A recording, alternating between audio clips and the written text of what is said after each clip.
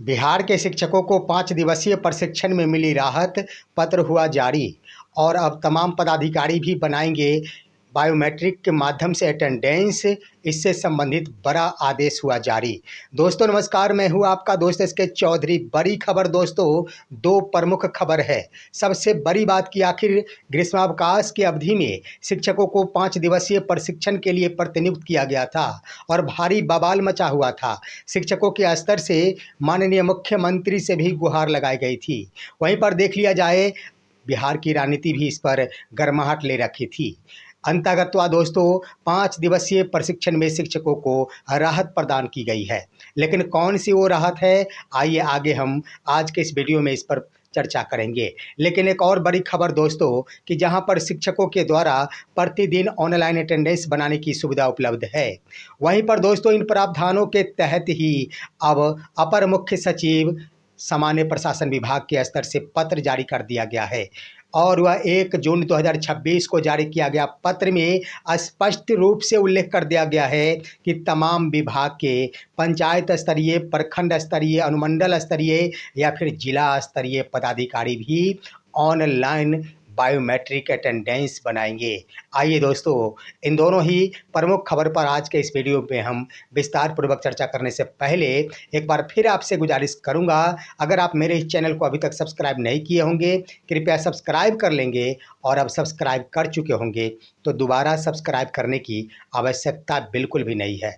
सबसे बड़ी खबर दोस्तों मैं बता देना चाहूँगा 5 दिवसीय प्रशिक्षण को लेकर, जहां पर आपको पता होगा कि 1 जून से लेकर 5 जून 2026 तक यह 5 दिवसीय प्रशिक्षण का आयोजन किया गया था। स्पष्ट रूप से उन्हीं शिक्षकों का यह प्रशिक्षण था जिन्होंने सत्र 2025-26 के अंतर्गत किसी भी कारण से इस प्रशिक्षण में भाग नहीं ले पाए थे।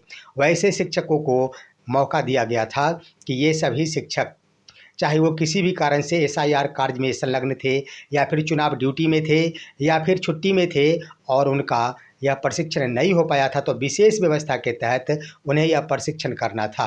परंतु दोस्तों एक पत्र जारी करते हुए राहत प्रदान कर दी गई है। दोस्तों वो पत्र भी आपके स्क्रीन पर, क्या राहत प्रदान की गई है, यहाँ पर सबसे बड़ी बात की आखिर प्रशिक्षण क्यों आयोजित की गई, तो इसके संबंध में इस पत्र में उल्लेख कर दिया गया है कि मॉडल स्कूल का संचालन ग्रीष्मावकाश के बाद किया जाना है और साथ ही साथ शिक्षकों का चयन भी किया जा चुका है, परंतु उन्हें प्रशिक्षित होना अनिवार्य है।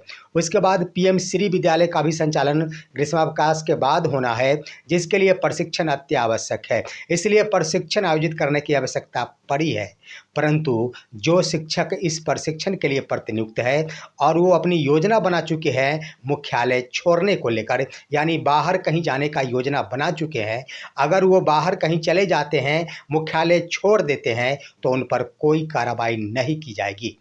यानी स्पष्ट रूप से उल्लेख कर दिया गया कि किसी भी प्रकार के कार्रवाई से वंचित रहेंगे शिक्षक अगर प्रशिक्षण में वो भाग नहीं लेते हैं। लेकिन एक और बड़ी बात कि अगर प्रशिक्षण में भाग ले लेते हैं तो उन्हें 5 दिनों की क्षतिपूर्ति अवकाश दे होगी और यह क्षतिपूर्ति अवकाश का लाभ वो शिक्षक 31 दिसंबर 2026 तक उठा सकेंगे। तो यहाँ पर राहत दोस्तों शिक्षकों को आखिर सोचने पर जरूर मजबूर कर दिया गया है। जो शिक्षक आखिर योजना बना चुके हैं बाहर जाने के, तो ये तो बात सत्य है कि वो जाएंगे ही। लेकिन जो शिक्षक नहीं जाना चाहते, जो बाहर नहीं जा रहे हैं परंतु प्रशिक्षण भी नहीं लेना चाह रहे, तो उनके लिए है कि उन पर कोई कार्रवाई तो नहीं होगी, लेकिन अगर प्रशिक्षण कर लेते हैं तो 5 दिनों की क्षतिपूर्ति अवकाश जरूर मिल जाएगी। तो यहाँ पर शिक्षकों को ही मजबूर कर दिया गया सोचने पर। देखना दिलचस्प होगा कि आखिर शिक्षक कहाँ तक इसका फायदा उठा पाते हैं। और बता देना चाहेंगे कि राजनीतिक रूप से गर्माहट ले रखी थी यह मुद्दा, प्रशिक्षण संबंधी मुद्दा, परंतु आखिर राहत प्रदान कर दी गई। अब आइए एक और बड़ी खबर दोस्तों, आपको पता होगा कि इससे पहले शिक्षा विभाग के अपर मुख्य सचिव डॉक्टर बी राजेंद्र थे, वर्तमान में भी है सामान्य प्रशासन विभाग के अपर मुख्य सचिव। दोस्तों उन्होंने एक बड़ा आदेश जारी कर तमाम पदाधिकारियों पर भी नकेल कसना शुरू कर दिया है। वो पत्र भी आपके स्क्रीन पर दोस्तों, इस पत्र में स्पष्ट रूप से उल्लेख कर दिया गया है कि जितने भी विभाग के कार्यालय हैं और बिहार सरकार के प्रावधान के अनुसार तमाम कार्यालयों का समय सारणी निर्धारित है, जो 10 बजे से लेकर 5 बजे तक है। उसके बाद नवंबर से लेकर फरवरी यानी ठंड के मौसम में 10:30 बजे से लेकर 5 बजे तक समय सीमा निर्धारित है और बीच में 1:30 बजे से लेकर 2 बजे तक लंच टाइम यानी मध्यावकाश भी निर्धारित है। इस क्रम में प्रावधान के अनुसार ऑनलाइन यानी बायोमेट्रिक अटेंडेंस बनाने की भी सुविधा प्रदान की गई है, परंतु ढेर सारे कार्यालयों में अभी तक इसका अनुपालन नहीं किया जा रहा है।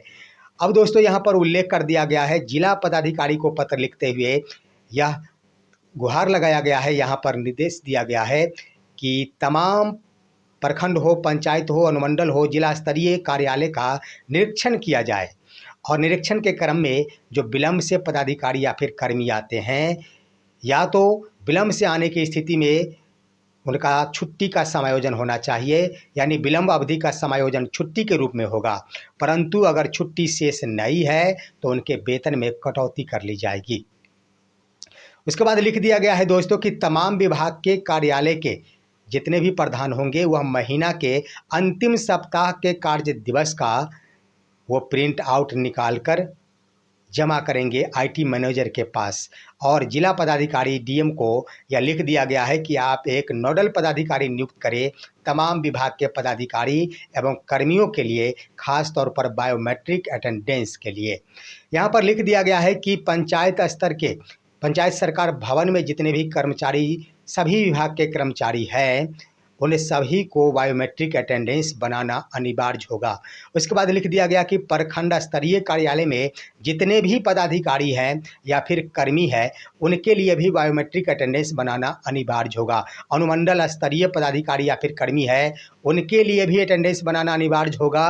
उसके बाद जिला स्तरीय जो भी पदाधिकारी है या फिर कर्मी है, उनके लिए भी बायोमेट्रिक अटेंडेंस बनाना अनिवार्य होगा। तो स्पष्ट रूप से देख लिया जाए, अगर ये व्यवस्था लागू कर दी गई है तो निश्चित रूप से एक रूपता लाने की कोशिश की गई है। जहां पर देख लिया जाए तमाम कर्मियों के लिए अभी व्यवस्था की गई है, प्रखंड स्तरीय कार्यालय में देख लिया जाए तो तमाम कर्मी जो सी ग्रेड के कर्मी आते हैं उन्हीं के लिए यह व्यवस्था लागू की गई है। लेकिन प्रखंड स्तरीय जो भी पदाधिकारी है, चाहे सहकारिता पदाधिकारी होंगे, कृषि पदाधिकारी होंगे, अल्पसंख्यक पदाधिकारी होंगे या फिर अन्य जो भी पदाधिकारी होंगे, उनके द्वारा बायोमेट्रिक अटेंडेंस नहीं बनाया जाता है। सांख्यिकी पदाधिकारी, जीविका पदाधिकारी, कोई भी पदाधिकारी अभी तक बायोमेट्रिक अटेंडेंस नहीं बनाते हैं। नतीजा ये होता है दोस्तों कि आखिर कर्मियों में थोड़ी सी भिन्नता उत्पन्न होती है, आखिर कुंठित महसूस करते हैं कि सिर्फ व सिर्फ ये व्यवस्था हमारे लिए ही क्यों लागू किया गया। सरकार के कर्मी तो सभी के सभी है, तो आखिर सभी पर एक समान नियम लागू होनी चाहिए। अगर यह पत्र जारी किया गया है तो बहुत ही सुंदर पत्र जारी किया गया, एक रूपता लाने की कोशिश की गई है। साथ ही साथ इस पत्र में इस बात का उल्लेख कर दिया गया कि जिस भी कार्यालय में बायोमेट्रिक मशीन खराब है और विलम्ब ही उसे ठीक करा लिया जाए। अब देखना दिलचस्प होगा दोस्तों कि आखिर प्रखंड स्तरीय कार्यालय में प्रखंड मुख्यालय भी आता है, क्या प्रखंड विकास पदाधिकारी के लिए भी यह लागू होगा?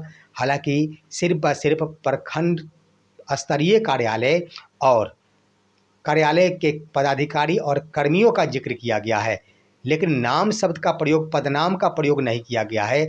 देखना दिलचस्प होगा कि यहाँ पर निश्चित रूप से प्रखंड विकास पदाधिकारी को छूट मिलनी चाहिए और छूट मिलेगी भी, क्योंकि तमाम विभाग प्रखंड स्तरीय उन्हीं के दायरे में आता है।